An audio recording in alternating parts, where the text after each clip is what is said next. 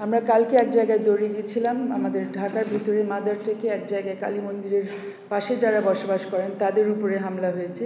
সেখানে গিয়ে দেখলাম আমরা গেছি 48 ঘন্টা পরে। আমাদের আগে ছাত্রছাত্রীরা ওখানে পৌঁছেছিলেন এবং তারাই ওখানে সুরক্ষা দেওয়ার চেষ্টা করছিলেন।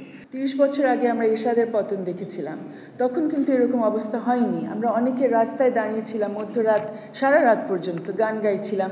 কেউ কিন্তু কারো গায়ে হাত দেয়নি, কোনো লুটপাট হয়নি, কোনো মন্ত্রীর বাসায় কেউ যায়নি, কোনো রাজনৈতিক কোনো কর্মীর উপর আক্রমণ হয়নি, কোনো সংখ্যালঘু বা অন্য কোনো সম্প্রদায়ের কারোর উপর তখন আমরা কোনো এরকম কোনো অভিযোগ শুনিনি। কিন্তু এখন কেন হচ্ছে? আমরা এখানে আলোচনা করতে এসেছি আমাদের দেশ হিসাবে, আমাদের জনগোষ্ঠী হিসাবে আমরা আদিবাসীদেরকে, ধর্মীয় সংখ্যালঘুদেরকে কিভাবে প্রোটেকশন দেব।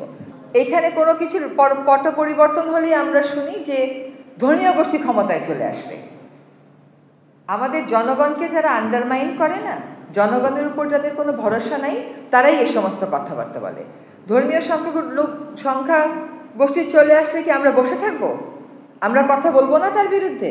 এইটা মনে করার কোনো কারণ নেই। ব্যবস্থাপনার কাঠামোর মধ্যে একটা সাংঘাতিক পছন্দ ধরেছিল দেখে এটা করতে তারা পেরেছে আর এটা ঘটেছে। এটা একটা রাষ্ট্রের জন্য, একটা দেশের জন্য, একটা সরকারের জন্য, জাতির জন্য এটা মোটেও কাম্য না।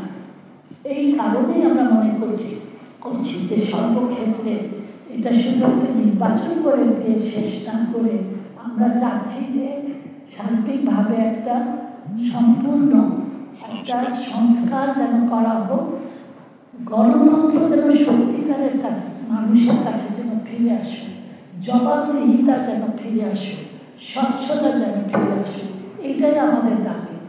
এই বিজয় জাতির সামনে গণতন্ত্র ও জবাবদিহিমূলক সুশাসন প্রতিষ্ঠা করার এক সুবর্ণ সুযোগ সৃষ্টি করেছে।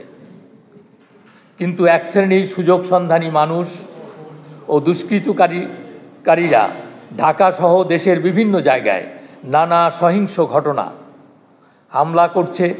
ধর্মীয় সংখ্যালঘু, আদিবাসী, আহমদিয়া সম্প্রদায় এবং তৃতীয় লিঙ্গের ধর্মীয় সংখ্যালঘু জনগোষ্ঠীর মানুষদেরকে আক্রমণ করে রাষ্ট্রীয় সম্পদ ও দলিলপত্র লুটপাট ও বিনষ্ট করছে।